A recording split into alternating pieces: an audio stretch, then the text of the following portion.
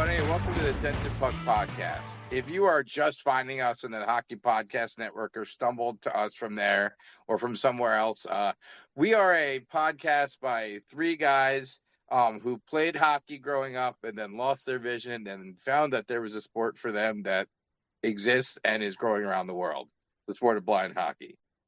All right, for those of you who are new to the sport of blind hockey, I'm going to give you just a quick brief rundown of our sport. Blind hockey is an adapted version of hockey played by players who are visually impaired or totally blind. People have between 10% vision and no vision who play our sport.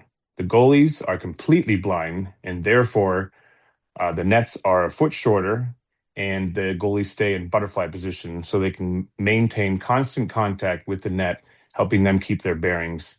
And the net's also shorter so that players hopefully keep their shots down and don't smoke the goalie in the head.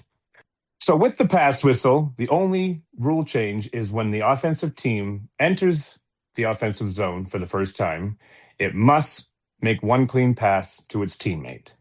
And then a special whistle will go off, indicating to the goalie, who is totally blind, that a shot could be coming at any moment, and to alert all the players on the ice that a pass has been made and now shooting may now begin.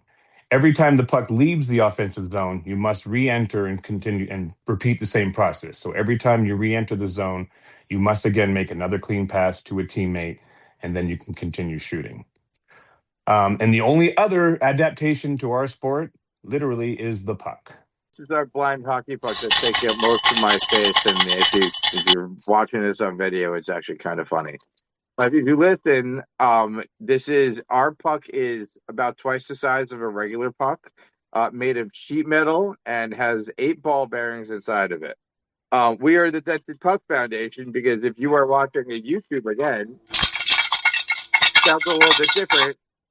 Our puck is severely dented because our sheet metal puck is a lot less strong than our wrought iron post is. And that's how we become the dented puck. Our sport is adapted for those with visual impairments for all levels of vision, and it's very similar to the typical game, like Dirk said. And the only true adaptations are our pass whistle, our puck, and the net, which truly just tries to keep our puck down to keep our goalies safe. Because, like we all know, goalies are crazy. Goalies who wear blindfold and get hit by a big metal puck are the craziest. Amen.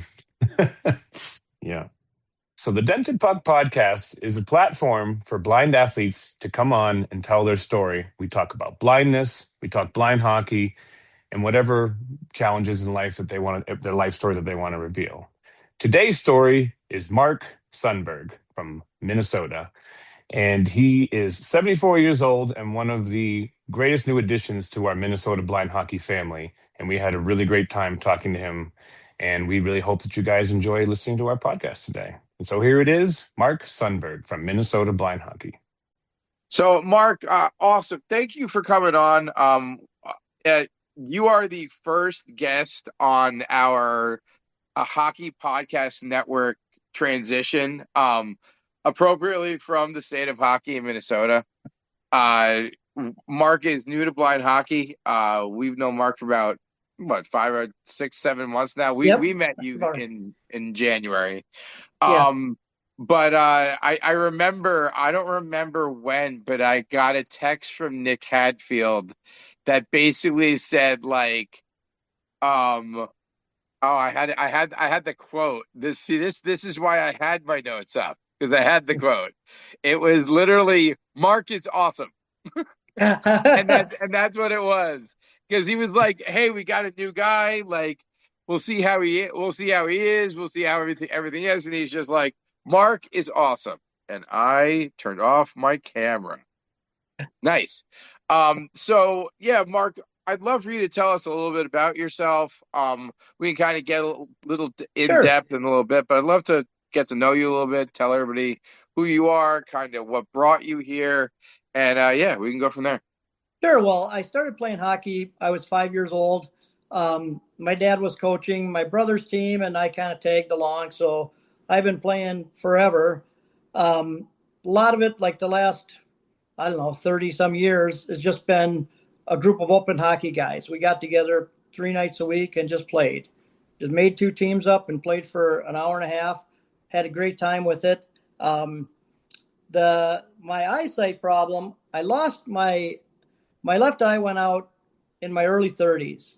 And when it happened, I think it was pretty new to the doctors even. They didn't really know what exactly happened. It's called NION, non-arterial ischemic optical neuropathy, basically a stroke in my eye. Oh, is that the same thing? Have you talked to Rich? All the time. Me and him are But pretty tight now. is that the exact same thing, or is it Yes. just similar? Yeah, exact it's funny okay. because at the last tournament he had said, we're introducing ourselves, and he said, "Well, I've got an eye disease that you've never heard of," and he named it. And it's like, hey, I got the same thing. So it's like he's the only guy I know anywhere that has the same issues that I do. That was the fun one. Wow. I don't think he's actually specifically told me what it was. I just know what the situation was.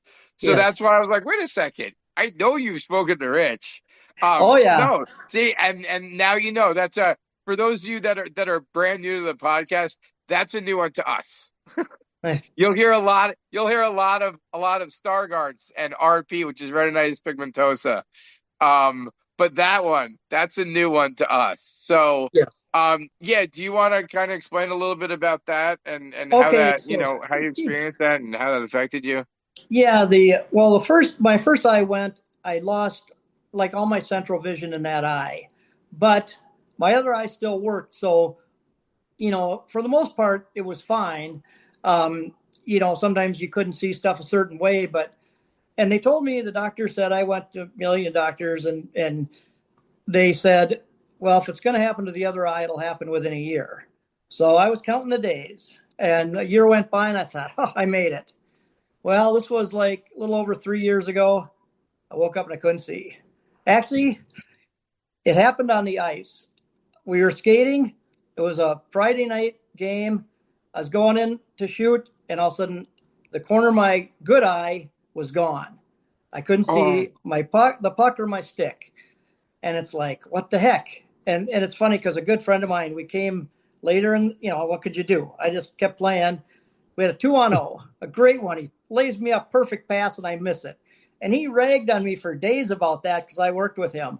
And then when I found out my eyesight was gone, he said, I kind of felt bad about that. And I said, nah, I expect that out of you guys. So then, when my other eye went, that corner of my vision was gone and it was creeping up each day where I couldn't see. And it's like, every day it's like, stop. Well, I woke up like 3 days later and I couldn't see anything. So that was tough. That was a tough day. But I have like no central vision, and my right eye, I can kind of see a little bit off to the peripheral, but that's about it. But I've adapted. I mean, I'm a lot better off now. I don't believe my eyesight has changed. Honestly, I don't know if I would notice it. It's like, can you see anything? Well, no. So if it's better or worse, I'll never know. I can't see faces. So one thing I do, and it's true with you guys too, I got a million faces in my mind. You'll be assigned one of them because I don't know what you guys look like. So Rich, me and him have talked a lot since then. Well, I have a friend that I played hockey with that's named Rich from New Jersey, big Rangers fan. Well, when I talk to Rich now, I picture my other friend Rich because that's who I associate it with. Oh, they all look the same. Dirk all Riches are the same. The only Dirk I know is Dirk Pitt. He's a Studley guy in a Clive Cussler novel, so that's Heck yeah. Dirk Pitt, oh my God. Do you have green eyes? You want to know what's funny? And it's funny you say that. Like, when I first found blind hockey, I'm looking at like the pictures of the players, and I'm like, this dude looks like a hockey player. Who, me? Yeah. Well, I mean, hey, Dirk, that was like 45 40 pounds ago. 5 pounds ago. Yeah. So a lot of, and it's a strange deal. You're in the locker room with, a dozen other guys, and it's like, I can't see any of them. I don't know who any of them are, but, here's the line you're on. And it's like, okay, well, I can't see them on the ice either, but it's still a blast. I'm just loving it. Yeah. And how did you find out about blind hockey? It's funny because right after I lost my eyesight, my buddy Rich here is he's a surgeon, and he had called me up and said, he brought up blind hockey. He had heard of it, but at that time I wasn't ready. I was, You weren't ready. Yeah. No, it was hard to leave the house. I mean, it's like, Yeah. I'll find my way back. I think if you don't feel that, especially if you lose it later in life, you know what I mean? Like, yeah. But Yeah. I very tell people different. the underlying theme of the podcast, it's PTSD and trauma, and how not just the sport of hockey, but the community around hockey just like helps it melt away. I mean, Yeah. you see it, and you see it with so many people, and it depends the level of your loss. Like you can see it. Pappy was Kevin Paparov was so obvious because it hit him hard, and to get hockey back for him, but that's what his identity was. Yeah. So it was so great. You kind of see, and it was funny when we met you because you kind of were like the graybeard of the Minnesota team already, and you're the dad around. But it was too funny because when I'm sitting there on the bench in the White game, and you ripped a shot at Evie, and it hit the boards hard, and someone was like, I think it might have been Melissa was like, who was that? And I was like, oh, it was Mark. Don't worry. He knows them. He does that to them all day. She would yell at him if he didn't. Oh, so you weren't ready when you first, but what made you change your mind? Well, how much time went by before you decided to go it back? It was a couple years, and it was on, and I would still play hockey with my regular friends. I'd have to get a ride to the rink, and we'd play, and it's like I can't see the puck, and it's like, you guys, I'm like a cone out there, it's like you're shorthanded a man because I can't see. Well, then a neighbor of ours is on a sled hockey team. Austin Erickson, I don't know if you know him, but he invited us to come watch his game. When I walk around, he would be out in his yard. So we went to that game, and during that game, they said something about the next day was a blind hockey practice. And my fiance said, oh, do you want to go? And it's like, yeah. So then the next day came, he goes, you sure you want to go? And I said, yeah, we sit in the car now. So I went there and found the rink, and found a locker room, and there was some guy, I don't know who it was, with his kid, and it's like, oh, he was just a dad. So I walked out of the locker room and kind of walking back, and all of a sudden somebody walked by me, and I turned around, and they went in the same locker room, and I said, hey, are you with blind hockey? Well, it was Nick Hadfield, the right guy to talk to. Definitely the right guy to talk to. So he talked to me, and I said, man, to get back on the ice, this sounds great. And it was difficult to learn even my players on the team because you can't see any of them. And of course, I'm the goofball. Like, I think, Brady. Well, Brady and I, we're about the same height. He's bigger than me, but I'd like, Brady, who's that coach? And it's like, he can't see either. I'm asking all these guys trying to identify the coaches, and it's like, well, who's that? He goes, I can't see him. Like, oh, like I do that a lot. It's like. But was that your first experience of being around other blind people after you lost your sight? Was that? Yes, I've never experienced any blind people. So the people on the team, I just have so much respect for them to, even the ones with less sight, to go out there and play. I just think it's fantastic. Oh, like the goalies who are totally blind, man. They got the biggest cojones of all, if you ask me. Well, just remember, dude, he shoots at Goalie Monster on a regular basis. Yeah. There you go. Yeah, it's fun. It's a fun team. I like that Minnesota team. Yeah, they're a lot of fun and so upbeat. Yeah, I mean, we just have a blast at the practices. I mean, with Brady leading it, I don't know how it could ever get negative. Oh, he's a positive guy. Yeah. Oh, I try to get him to check every time. Every time I'm on the ice, I might give him a couple elbows, and I'm like, "I'm coming for you, Brady." He's like, and he'll just say, "I'm just gonna go over here and skate then." Yeah, he won't engage with me. I'll do that to Donnie. I'll say, okay, Donnie, she can't see at all. And she's probably the most aggressive defenseman I've seen. Oh my God. She goes after the puck. She goes after the puck hard, and it's like, you don't even know what the shape of a rink is, and she plays that hard. I'm really got a lot of respect for her. Like that, yeah, because at least you and me, we know what the rink is. We grew up playing hockey. You know what I mean? Like, No, So Dirk, yeah, Donnie has gotten fast though. It's kind of yeah, funny. She's literally a missile. It's hilarious.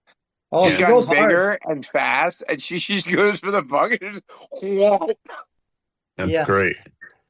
No, they're Uh, they're a blast to be around, and like I said, that gives me an opportunity to interact with other blind people and see how they How manage. they get through and yeah, how did that make you feel? Like knowing you were around people that you could relate to on not just hockey, but life and Oh, life for sure. problems and Because yeah, I mean, I don't know anyone else, and have really never come across anybody that can't see yeah, or has limited vision. So all of a sudden, yeah, these people face the same stuff I yeah. do, and they've And been doing it a lot longer. So that's what yeah. helps. And your sighted it friends, they can help out a lot, but they really can't relate to you like that someone like me and Josh or people who are blind can relate to because we know what you're going through. You can still talk to those people and it's still helpful, Yes. but they can't fully understand what you're going through like people like us do. Yeah. you know what I just realized is taking 5 years of this, the catch-22 of why it's so hard to find people who played hockey then lost their sight is that we're hockey players. So we just push the envelope. We don't kind of look for that other thing. We just keep going. So like like like Mark said, like I didn't really identify myself as blind, so I really was never part of the blind community. I just kept going with what I was doing and kept on Yeah, my path. Like I wasn't playing hockey. I had left hockey. But the idea that like Mark was still trying to find ways to play hockey, and it's like, yeah, I'm just gonna keep doing this. Yeah. And it really is like, and we find more and more, and there are more that are like, well, I don't, like you said, you don't know if you're ready, and some of them they don't know if they're ready physically. They don't know if they're ready emotionally. There's that group, and I'm telling you, it's that funny group, and I laugh at them. They're the ones that think they're too good for us. Oh, yeah, Oh no, but like it's and I'll parallel it perfectly. So I billeted junior hockey kids at a decently high level. And we had their Christmas party or Thanksgiving or something here, and whole team was here, and the backup goalie's talking. He's like, I don't give it. He's like, you say something about my disability, I'm taking a swing at you. So oh, supposedly he took a swing at he took a chop at somebody at practice with the goalie stick. And the second he says that, both my billets look me dead in the face, and I'm just like, what? And like it kind of gave them the like what look. And so he keeps going, and it's very obvious he's deaf. Um, and so he's talking, and I was like, hey, dude, and it kind of comes to a halt. Like yeah. he doesn't know, but there's most of the team knows what I do. And I was like, hey, dude, I don't think you know what I do, but I play for the U.S. blind hockey team. Like, I get it. Like, I get it. Yeah. I was like, do you identify as deaf? He goes, not really. But I go, oh no, it doesn't. I go, I'm not negating your reaction. Your reaction's valid for whatever they said. However, like you play junior hockey, dude. You'd be a starting goalie for the deaf team. He goes, oh, I don't want to play deaf hockey. And it, Oh, it really? kind of is, and that's kind of that mentality is where I'm just like, oh no, dude, you're not that good. Yeah. It really is. It's kind of like, oh, take a step back.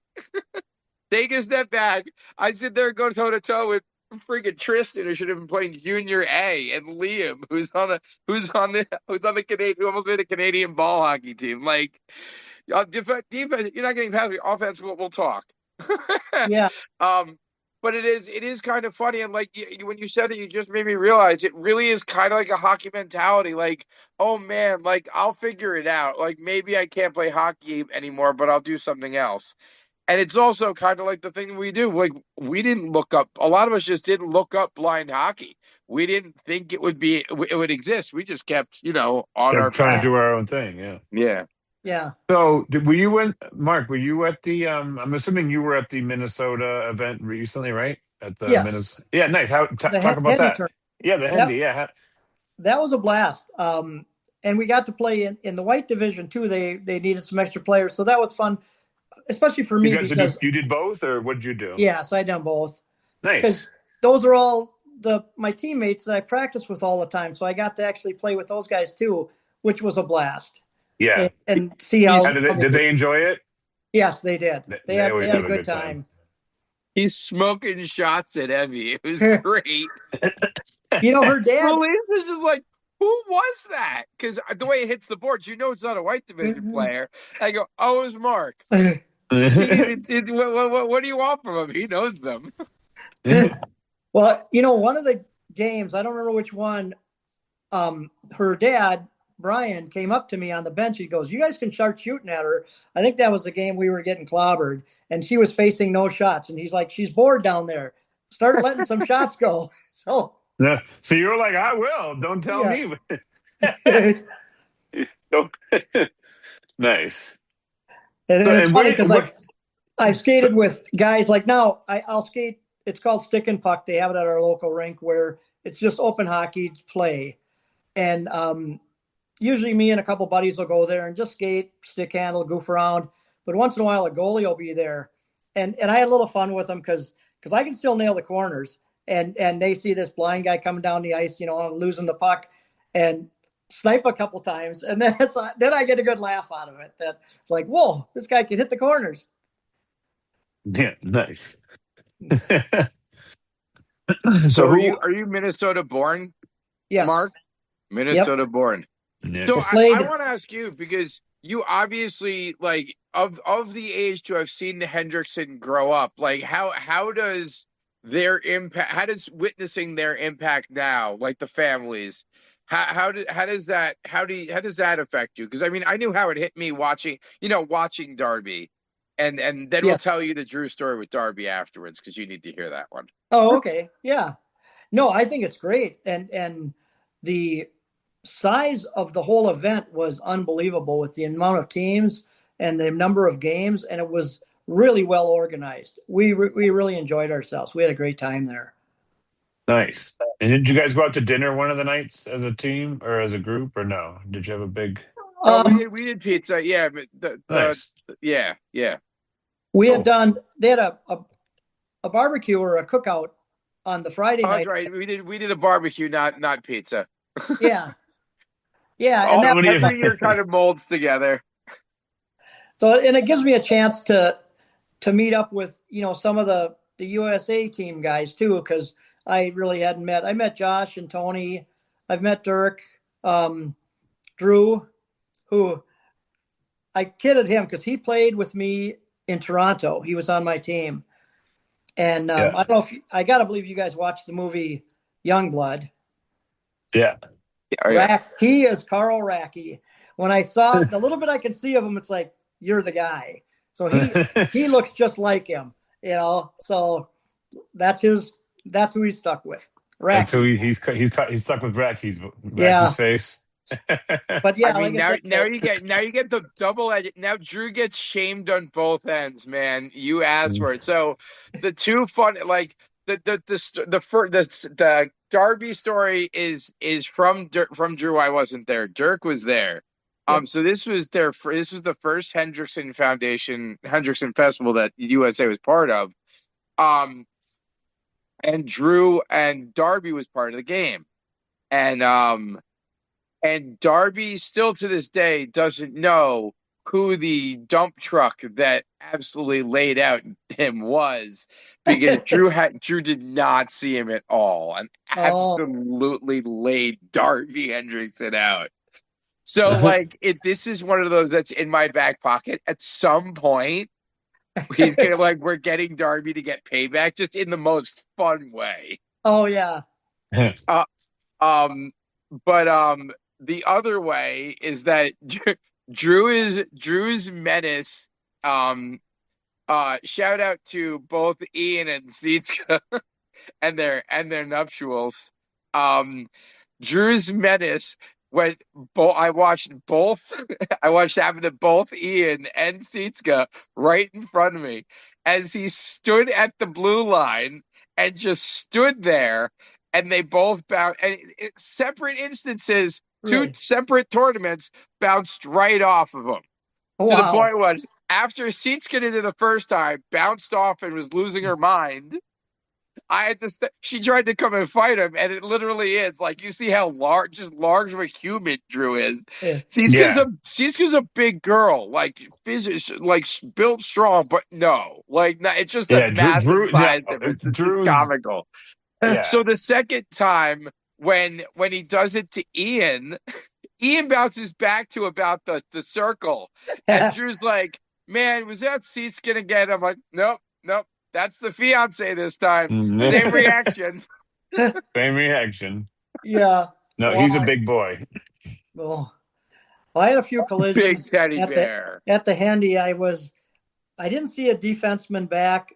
It was during the white game, so I went back to cover, and I'm skating back with the play. All of a sudden, I take out Donnie, and it's like, Oh well, no. she was back there. I just didn't see her.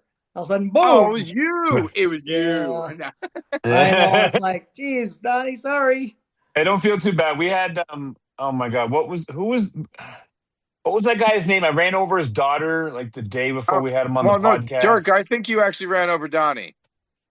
Was it Donnie? I think you ran over Donnie I did when? in In January. Minnesota? Didn't you run over somebody in Oh, January? That was, I remember that. There you go. Boom, and it's she like, she she was the one I ran over.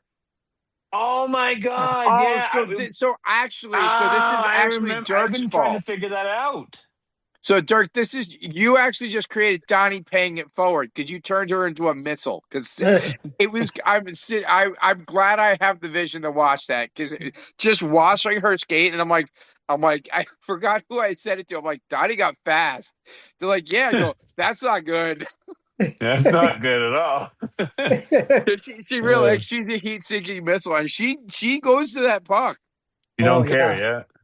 Oh, I'm impressed. I mean, she's not hesitant at all. I know the first No. No, couple practices, it's like, do I have to run and block her from the boards? Is she going to run into the boards? But she'd hit them once in a while, not real hard, but it's like, well, I think she knows what she's doing. Yeah. But no, Nice. I've enjoyed the practices with those guys quite a bit. Yeah. Like I said, when you get to know everybody, it makes it so much more fun. Yeah. oh, absolutely. And I mean, it's different. I mean, my team right now is Rich, Darren, and Robbie. So I went from the New York team where I stepped in as double the age of everyone on the team, even though there were a couple kids that were. Timmy was there in Minnesota. Timmy Caputo. Did you meet Timmy? Was he? I think was he a center on one of the lines? Probably. Yeah, Yeah. probably. Yeah. Yeah. Shorter kid. Yep, Young I kid. think I know Shorter. him. Yeah, But like it was still a developing team, so I kind of know what kind of where you're coming from. You step in, and it's more of a I'm kind of the leader and helping, and and the adult in the room as opposed to really playing and developing. So when Nick was like, "Hey, you guys are coming out for juniors," Mark is going to be so happy he gets people to play with. yes, And I was like, and I'm like, yeah, I was like, he's like, he won't say. I'm like, I know how it goes. Because I had so much trouble leaving the New York team to start with in New Jersey because I couldn't do that to the team that was there and leave the team that I was at. And all it took was one email from Darren, and I was like, oh well, I'm coming back to Jersey. Thank you. oh great, Where I mean, and that is where I went for an 8-hour day for an hour and a half practice just in public transportation, or even if my wife drove, it was 2 hours to get out there and back. To it's now 40 minutes to practice and back. So really, that is kind of what our issue is. Even in Minnesota, is you have the girls that are just oh up in War Road. Or yeah, as a hockey player, that's where you're that far up. It's War Road, no matter where you are. yes. But like just the fact that it's just we're not a portable community, so we need to figure out convenience. And at least in Minnesota, you have the hockey rinks. But as we look for other places, it's tough. Yeah. And it's just, like I said, it's not a lot of players I mean, there's a lot of people here to draw from, but it just isn't taking off real huge. I mean, we're getting some more little by little, which is great. But yeah, even nationally, it's just not a huge thing. Yeah, No. and a lot of it's awareness. I mean, we started the Dented Puck on the premise that I lost my sight for 7 years as a guy who played at hockey in college and didn't know it existed till after I was retired from teaching. It was pretty much I Yeah. joked that I had the athlete's retirement, and I looked like Darrell Revis. And if you had enough vision to remember what Darrell Revis's looked like by this retirement speech, it was Yes. not pretty. Um, But like the idea is the awareness should be there. Like we're 1 in 1,000, especially at our age, when age related starts kicking in at 30 and 40. Like we're 1 in 1,000. How many hockey players are there in Minnesota? They're there. They're Yeah. there. They're there in Massachusetts. They're there in Michigan. And what we're finding is it's funny, like the balance between where we're finding kids, where we're finding adults. And we know our teams with kids are the ones that are connected to blind schools and Yeah. blind vision professionals. Nick and the school the team in Philly is run by a girl who works at the blind school. So it's a real big one there, but it's still a random finding players and fans who, played or love hockey. Yeah. Because, once you got on the ace, you were good. You're done. You're in for life. Yeah. It's set. I mean, Rich kind of had that moment at one point in the locker room, and I was like, and it hits everybody. Unfortunately, it hit me during pandemic when I couldn't when I Oh, thought I was going to play and then couldn't play. But it's one of those like the conversations with hockey guys are always really quick and really easy. Like yes. it's too funny how quick and easy it'll be, and we'll have another new guy at the showdown, Steve, who's from Atlanta. He's from Oh, Georgia, okay. and we've been he does barbecue, and awesome guy has been working with us to promote the showdown. So, and Great. it's just one of those. He's been playing for years with dudes down there, just open hockey, Okay. and I mean, you never know. And I play open hockey, and I had clinic yesterday, and I'm looking at another dude who's skinny, a little funny. He's got glasses on thicker than mine, and I'm like, don't ask. But I mean, it really like it's a lot of recruitment, and because we're out there, it's just number one, making people realize we exist. And I mean, I also went to my first blind hockey practice, and Tamika. So this is the story. I literally was on one side, getting down and back up off the ice. That's the shape I was in. Oh, Um, and I see these kids skating on the other side, and I'm thinking, man, look at those kids fly. There's no way they're blind. They must be the coach's kids getting free ice time because that's yeah. what I would do. I'm a coach's kid. If I'm the Yeah. blind hockey coach's kid, I'm getting free ice time. So the coach that's over there comes skating over and is like, "Hey, do you want to come skate with these guys over there?" And my exact response was, "Oh, with the coaches' kids." And he's confused, like, "What are you talking about, the coaches' kids?" I'm like, "No, no, no. Like they're not blind. They're the coaches' kids, right?" He goes, "No, they're blind." No, there's no way they're blind. Mm. And that was just my mentality. I was just expecting to coach a bunch of blind kids how to find a puck in the first place. Yeah. So, and I really, and it is kind of you either see one end or the other end that's like, yeah, I've seen blind hockey. I'm just, I don't know, it's for me, because they don't know that we're the same community as the hockey community. We just run into things with our heads. Yeah. Like Once it in a while. really is. Like you walk into we're the ones that if you knock the stick the bunch of sticks over the blind hockey locker room, oh, you deserve it. Yeah, I'm Yeah. that guy. I am always that guy. Yep. But it really and that's the thing, and you can attest. Like you've been playing blind hockey, you've been playing open hockey your whole life, and it Yes. was just kind of that decision, and it still took you a little while to make it. Yeah. So, and that's really what our feat is over the next 4 or 5 years, is really getting that momentum so we can get that, that both the over 40 group and the under 25 group together. Yes. Just to get the word out. I dealt with in Minnesota. It's state services for the blind, and I had a couple counselors or whatever they were teaching me how to use a white cane and stuff. And I told them I was playing blind hockey, and they had never heard of it. And Yeah. Yep. and it's like, well, now that you know of it, spread the word, because they deal with, say, people like me all the time. And if once they know that, they can recommend that. I know one of the ladies, I think it's for the State Service for the Blind, she interviewed me for an article. And I did say, we're looking for more players. There's got to be people out there in the same position as we are that would love to get on the ice and play. So hopefully that'll help spread the word too, stuff like that. And it's funny because it's a different area. It's because the Rich's story is inverted. Rich was getting his intake from the New Jersey State Commission for the Blind, and his intake officer was on our team.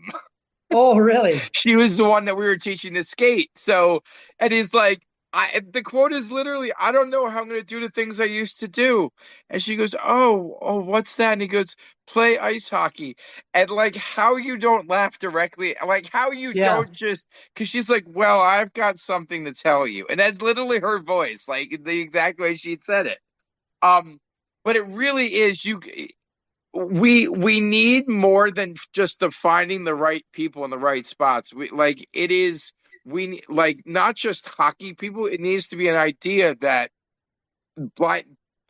our community should be pushed to do physical activities and see themselves as athletes. And coming Yes. from the youth, that's not the mentality.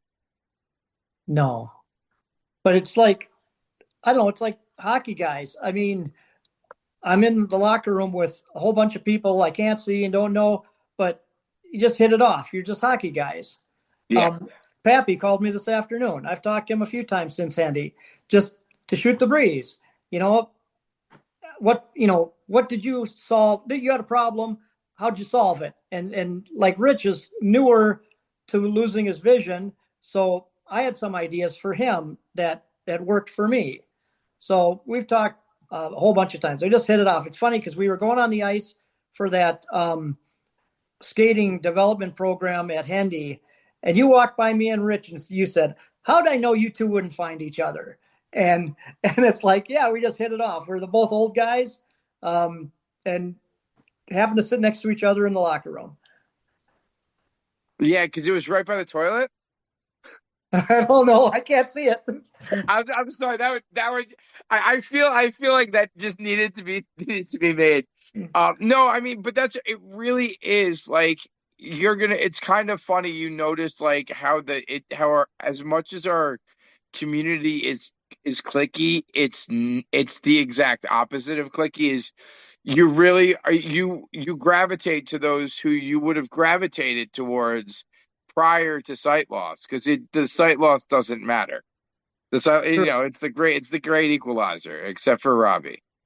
I love you, Robbie. Well, it's great because you're on the ice and the guy can be the fastest guy out there, and yet he's got the same problems you do. Can't see the puck, or he can't catch the pass because you didn't see it. So it does level the field for a lot of us. Or you'll lay a perfect pass out there and they didn't see it. Like, what happened? Yeah. And I mean, and that's really that's the whole idea of it, is that instead of being like you said, I'm a great fifth player on a line. I'm great at being if you throw me a left defense, I could take a level 3 hockey game and be solid. Yeah, I'm going to be the fifth player on the second line. Like I am the 10th player on the team. I should never be the 10th. I was too good at hockey at one point in my life, and now again to be the 10th player on the team. But that's what blind hockey does. It completely levels the playing field to put me at the level where I should be. And that's where I think a lot of people that's the commentary that a lot of people in our community and our age group and who still play sighted hockey, like, you just need to hear, like, instead of going, oh, come on, don't pass me, let me get right in front of that, let me tap it in. But like, play me into space, please play me into space, or please don't throw me into me, I'm not ready yet. Like, to be in a situation where you're like, oh man, like, no, I'm fully immersed in this game. Like, I'm confident in where I'm at, and then still being like, oh no, there are still people definitely better than me, and then there are definitely people who not even vision wise but skill wise are worse than you. Expire in 1 year. Well, I know when I went to Toronto, which was my very first blind hockey game, I had practiced with the team for a few months, so I was comfortable on the ice. But going up there, so I'm in the locker room with a whole bunch of people I don't know. I have no idea what the game's going to be like. Now, I was scared to death. It's like, man, what am I in for? Go out on the ice, and I was just forgot everything I knew about hockey. That was like, and end up having a good time. I mean, it was pretty nerve wracking. I mean, I was pretty nervous out there, but everybody was great. If you screwed up, Didn't matter. You missed a pass or fell on your face, the guys were all good. Yeah, we've Yeah, all been there. We've all done it.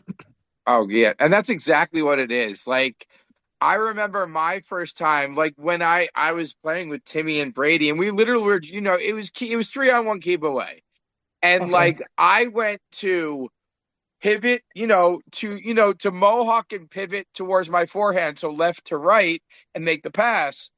But for me, I have no vision left to right. All my vision's in the bottom right of my right eye, but I had never done that since I lost my sight because I stopped playing hockey like 20, 31, 28, 29, like right before sight loss, but it wasn't like that was why I stopped playing hockey. I just kind of let hockey Okay.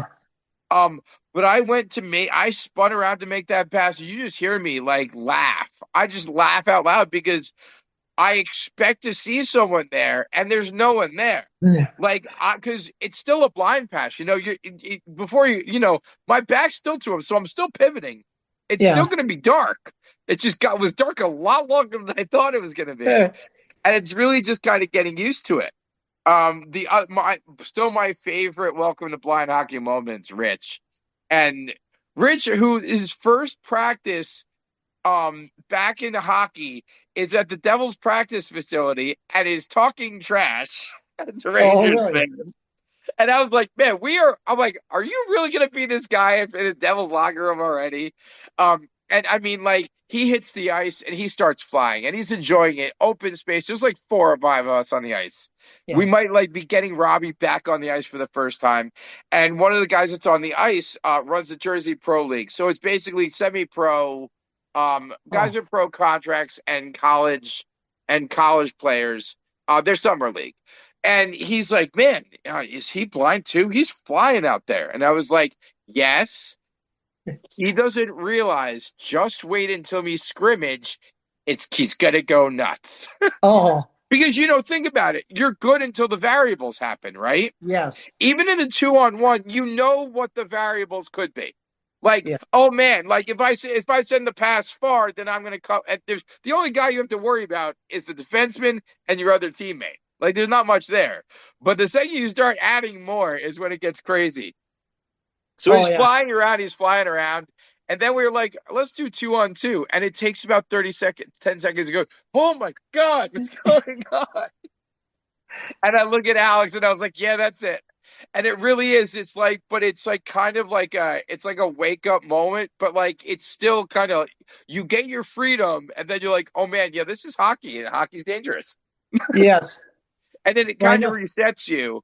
And then, Yeah. I mean, I'm sure probably by the second period of that first game, it was all reset and it slowed down, right? Yes, but I don't know if it's the first game. I was on the black team, and I passed to the ref 3 times. And it's like I had one behind the net, and I saw a guy open in the corner. I passed to him. What was the ref? It's like, oh. Another time it was up the boards. It's like, oh, okay, I'll send it up to him. What was the ref? So I saw the dark.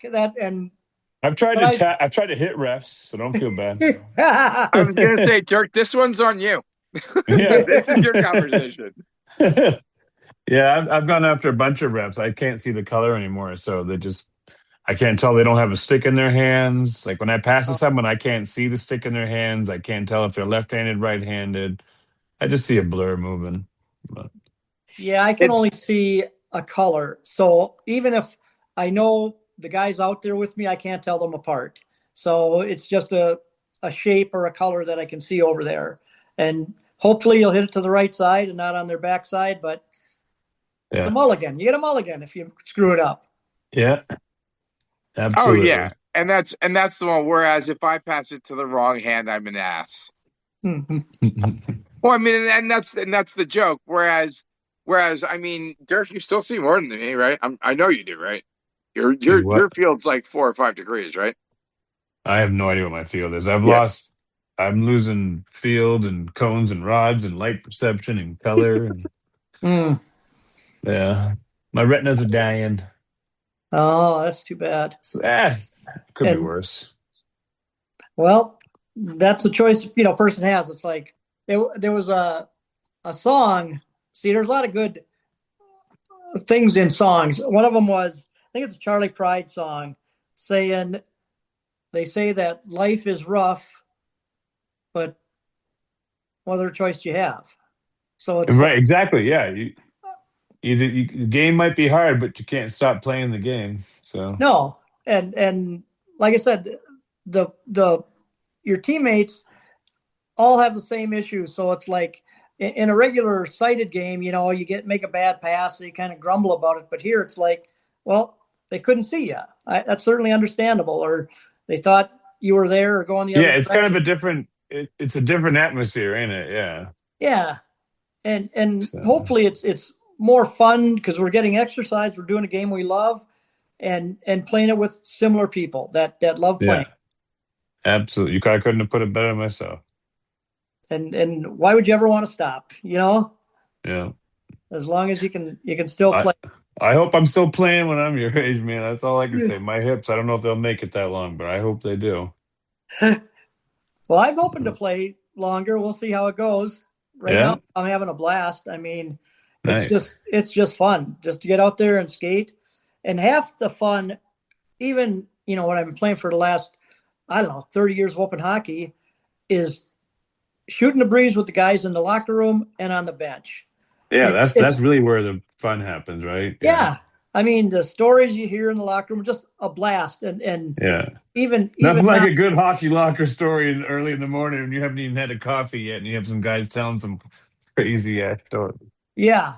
And everybody's got, they're come from a different direction. We had a ER doctor that was playing with us for a while, and he had some wild stories. And that's like, where would you get this? Any other place? That the team I played with, there was, one was a ER doc, one was a surgeon, and the next guy's a garbage man. But yet you're all the same.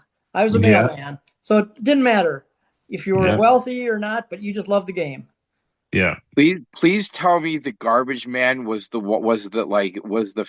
goal scorer and the emergency room doc was like the grinder. That would be the greatest, like the greatest dichotomy in the world. Garbage man was a goalie. Okay, Come so on, he's just eating up all the that's too pucks. I got it. typical. Too typical. Yeah. And Yeah. well, the one And guy, the Rick, ER guy was the enforcer out there breaking heads and then no, then diagnosing him later. It's funny because Rich, who I used to play with here, he's a vascular surgeon. Well, he's got the nickname. I give everybody a nickname, Dr. Hook, because he played old school. He would hook, grab, all that. He was an old school player. Yeah. Big Rangers fan too, and that's the way he played. So he was Dr. Hook. Dr. Hook. And that's funny. what he got known as. Nice. And I'm hoping to skate with him again. He's just a matter of coordinating times when I can get to the rink, or he's working all the time. So at least I'm retired, so I can, my calendar's pretty open. But that's also one the other end, and this is kind of what I started pushing with the New York team too. You're entitled to some like ice time at your level too. So if you have some friends that want to volunteer, have them volunteer with you, and then Brian hop in and another volunteer hop in, and you can run threes for 2 or 3 shifts. That way you're getting some work, because I know that was the point when we were up in April. Was that I was like, let's Mark can finally get 3-on-3 work with 6 people at his level. So that that's one of those too, is that's what we push in Jersey, is like, guys, just come volunteer. Like, we'll take whatever volunteers you want.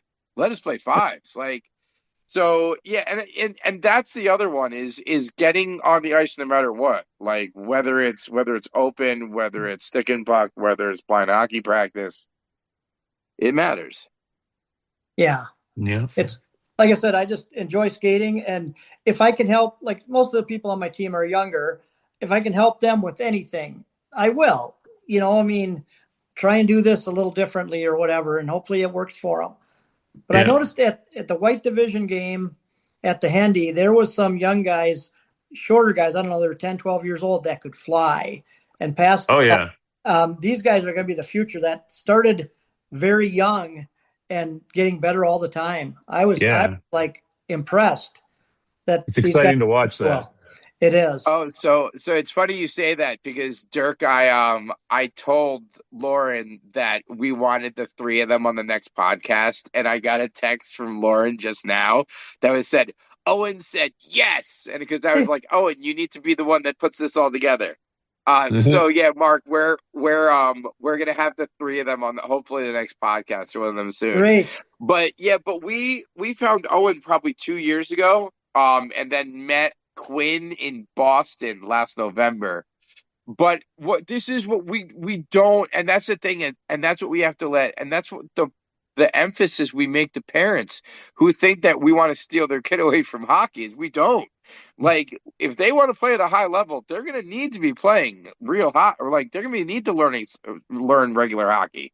We need Yes. to be playing through sighted hockey. Yeah. So, but it was, I mean, after that first game that I came on that I was kind of forced to do the white division, I Yeah. sat down and I was like, oh no, I am playing every game against them. Yeah. At first, I know when you ask for volunteers, it's like I'd already had my skates off, and it's like, well, then you volunteered, and I said, yeah, I got to play. And then after that, it was like, yeah, I'll play all of them. It was just a blast. Oh man, skates off. That might have been the bottom line for me. If my I don't Oh, know if my Oh, if skates my were off when skates they are made off, I'm when probably I had to done. hop yeah, in. I know. Oh, I know. Because I'm one that takes my time getting ready. I'm always there early because I don't like rushing. Because when you rush, you're gonna get a knot in your laces and can't see it to get it out. So that kind of stuff goes wrong. yeah, not me. I'm like, I can get dressed in like 7 minutes flat. Oh I could do it in the back seat of a moving vehicle too if I have to. Probably takes like 10 minutes if I have to do that. But I no, I feel just like you have practice with that, Dirk. when I was a kid, we were always late, always driving to practice, and in the back seat of the car trying to get your bottoms on before you get there. And yeah, you learn to do it fast. learn to do it fast. Yeah. No, like I said, I enjoy the time in the locker room with the guys so much that we're there early and just shooting the breeze and what's new with everybody, that kind of stuff.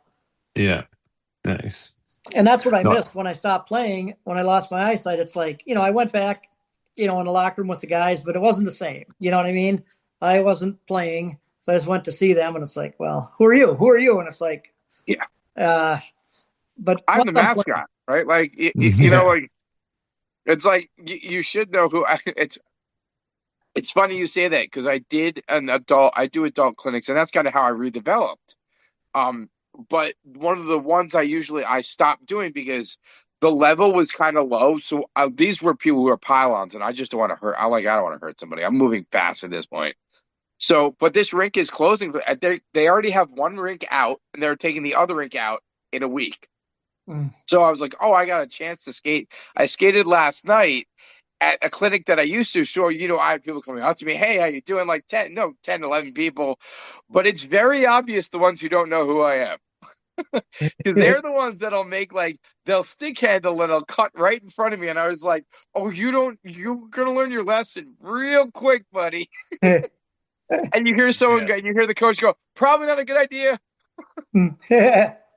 But it really is like it's understanding and knowing the group that you're with. I mean, regardless of their ailments. Like you said, your open hockey group, they were there until it just wasn't there anymore. And that's kind of what blind hockey is. And the hope is that especially in areas like Minnesota and kind of my area and up in the Northeast and in Michigan, we can find 10, 11 adults that we can create have yeah. full teams of adults that while we're developing the children, the adults can be enjoying the game. And that's really all it is that it's just getting back into the game and getting back into the game at your own pace.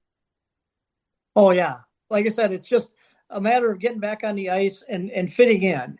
Because like I said, I skate now and I'm kind of, out of it. I can't see the puck and the passes I miss and stuff like that. And I don't want them to spread the parting of the sea so I can go in and shoot. It's like, no, don't do that. Yeah, I hate that. Don't you hate that? It's like, no, Yeah. don't go easy on me. I can't stand that crap. Yeah. No. I'm notorious for screaming at people to effing play defense. I'd rather I'm just saying I would rather be frustrated by people stealing the puck that I didn't even know were there because they were right in my blind spot and just magically pop in, steal my puck, and I'm like, where did you? Like, I'd rather be frustrated by that than to know that I'm going for the puck at the same time you are, and you totally just like stop going for it and let me get there before you, and then let me go around and make a Yeah, nice clean like I don't like that. No, you better be pressuring me. You better be in my face. yeah, that's part of Um, the game. yeah, like I don't like if you're gonna play hockey, play it right. Right? Exactly. That's and just like I said, being part of a team again. You know, a bunch of guys together, working together. It's just great. Yeah. No, I agree, man. But it's the whole that's what the whole reason why we're doing this. We want more people to bring into this fold and to show them that that hockey hasn't gone away forever. They can find another way to do it still. So Yeah, just a matter of reaching those people, and hopefully, I know Josh does a lot with clinics. I seen you did something. I think recently, was it in Utah or Colorado, a learn to skate thing for blind people? Or I read something online on that, and I thought, well, that's great just to get the word out there for people that don't know about it. I mean, I've skated with tons of people, and they had never heard of blind hockey, never even heard of it. yeah, Yeah, and I mean, and it's exponential, and that's kind of the hope is that we can turn this into a Ponzi scheme of awareness.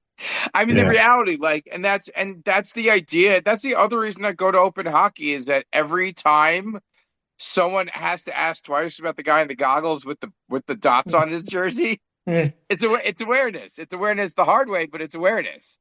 And it's the yeah, same thing every time you walk into a locker room, you talk about it. It's awareness. You don't know who they know. yeah. Exactly. And there might be, yeah, all kinds of people that just aren't aware of it. And my buddies, I think you met them before one of our games we were going out. These are Yeah. guys I graduated from high school with. We still hang out. And they had never seen a blind game or heard about it, but they were Hmm. amazed at the speed of the game. It's like, how do you guys do that? And it's like, well, you've It's been playing. They were impressed. offsides at the international level is unbelievable. How at full speed, Very rarely does it happen. I mean, it's unbelievable. Like at every international series that go up to the linesman after, I was like, isn't it unreal how well we stay on sides? Like it's unbelievable for even if fully across the ice. yeah. Yes. But Keeps the it's game knowing the going. game and understanding the game. Yeah. The funniest story about hockey people this weekend. So I was at the Foundation Fighting Blindness Visions Conference. So Foundation Fighting Blindness is the group that does research. Um, they were, a side note, founded by Gordon Gund, who played college hockey at Harvard and then founded it as the Retinitis Pigmentosa Foundation because he lost all of his eyesight before he founded the San Jose Sharks. That is the brief synopsis of his amazingly crazy life in hockey. You're of the age he also owned the Golden Seals. Oh, Um, for that. Yep. oh yeah, unbelievable story. But so I'm one of my goals is to unite his foundation, him, and the Sharks next season and do something with the foundation. So I'm there and I have some hockey towels behind me and the stick, and I'm talking to two girls who I know I've seen before and I've met before, and I hear one of them go, "Hi Nate," and and I know there's a guy behind me, and I hear just someone start stick handling. I don't even turn around. And they're like, is he okay? And I'm like, oh yeah, hockey guys, they'll just grab the stick and start going. Yeah. But the idea was that this guy runs West Coast events for Foundation Fighting Blindness, picked up the stick and started stick handling. I go, oh buddy, you don't even know what you started doing. And now he's like fully in on doing this, pushing to do this event. So like Oh, Nice. it's finding the hockey guy in the right spot or finding the blind guy who enjoys hockey. yeah. The hope is in the next year, and the Wild are awesome in helping to promote this, but really just getting the NHL teams to promote because we're one in 1,000, and the NHL teams like to boast their fan base. If they can reach out to their fan bases through very simple means, their basic marketing means, there's the opportunity that we should grow exponentially. Yes. That would definitely help. So yeah, and then having people like you coming out here to tell your story, and that's helping us grow awareness, man. So we really appreciate you. Everything you do with the Minnesota team and everything you help out with the kids and everything. I can't tell you how much it means to me because seeing those kids out there and seeing you work with them, they really have a good time out there, and a lot of it's because of you and the other volunteers and the coaches that go out there with them. So, Well, I would just love to see the sport grow larger and larger and get, like I said, people from all over the country into it. That mhm. there isn't teams there already, but as it grows, more opportunities for young people to get into this, and it's something they can do their whole life. Yeah, oh amen, yeah, dude. and it's funny. That's the best way to end this, especially because we've kind of had that ageism all episode. Um, I had a guy walk right around my corner table at the convention. He goes, "Blind hockey. I'm 56. I can't do that." And I was like, "Buddy, there's a 92-year-old named Ted in Canada that would beg to differ." And also, Yeah, a guy in my 60s on my own team that I'll call him right now. I pulled my phone out. It was And like, all right, Rich, where are we? But I mean, yeah, and that's really what it is. Like, I'll be playing till you have to cart me off the ice, and I think that kind of works for all of us. But it's not yes, like, but at that point, it's not like we won't be still in the sport and helping to grow the sport. And no, that's yeah. exactly, kind of what when you We see may not the be on the power ice, of but we'll be somewhere doing something for it. yeah. for sure. Just anything to promote the sport, I'm all in. I Yeah, just think it's a great thing to be involved with, and hopefully we can just keep growing it so more and more people have that opportunity to play. amen, brother. Well, Man, we that's our appreciate your awesome. time, man. Oh, sorry, Oh, go you killed my segue. And I was ahead. like, man, that's gonna be an awesome segue. To this is our last episode before we kick off our showdown episode. We'll have the kids on hopefully before that. But the Windy City Showdown, Blind Hockey Showdown, will be July 16th to 19th. This will be Mark's first. Yes. And Dirk's first missing. Is this your first? No, you Yeah. didn't come last year, right, dude? I didn't come. I came to No, Chicago. you were definitely No. busy last year. Yeah. But we're moving to Edge Ice Arena. They've been awesome for us. Corey gave it the thumbs up of approval. He goes, "There's a press box." Um, but yeah, we're fully registered. We're happy and ready to go. It should be a fun weekend. Uh, we got a full red division. We have a white division that's always full of Minnesotans and a couple new players. But it should be an awesome time. If you are still interested in playing or you're interested in supporting or attending the event, please reach out. My email is josh@thedentedpuck.com. Um, yeah. Mark, thank you so much for coming on. It was awesome having you, and it's awesome having people like you in blind hockey. It's really obvious. It was really obvious in January and again in April. And then again in the white division games how much you are here to support the next generation, which it Means really a is lot to what us, we're all man. here to do. So Yeah. Well, thank you for having me. I appreciate it, and it's an honor to be able to skate with you guys because you guys have it all together, and it's such a wonderful program that I really enjoy myself, and I'm really glad that I took the step to play. Yeah. I know. I mean, we really, like I said, like you said, dude, we appreciate all the work that you do with those kids and that you're helping the next generation fall in love with the sport that we all love. So For sure. words can't say it enough, man. Appreciate you. Thank you. awesome. See you in a few weeks. All right, sounds great. And cut, Corey. Yeah, There we're we good. go. Yeah, we're good. I'll stop Or this when I find where to stop this. that's fine. Corey can edit this Where my crap blind there. ass can figure out where to stop. There, stop recording. Yeah. Thanks again, Mark, for taking Well, the thank time to do you. this, I man. appreciate it. Just talking with. All right. Thanks again for listening, folks. I hope you guys had a good time. If you know anybody who's interested in playing blind hockey or interested in volunteering to help out in blind hockey, please reach out to either myself or Josh at dirk@thedentedpuck.com or josh@thedentedpuck.com. And we would love to talk to you about how you can get involved in our sport. You want Podcast is expected to be out monthly on a regular episode, and we'll also be releasing our Instigator episode for those of you who grew up in the 90s also and know what an Instigator is and how long you spend in the box for that. It's about how long those episodes are going to be. The expectation is we're going to have one episode a month and one Instigator episode a month. Um, Right now, we are expecting to have a nice full summer. Keep up with us and follow the Dented Puck on all social media and thedentedpuck.com.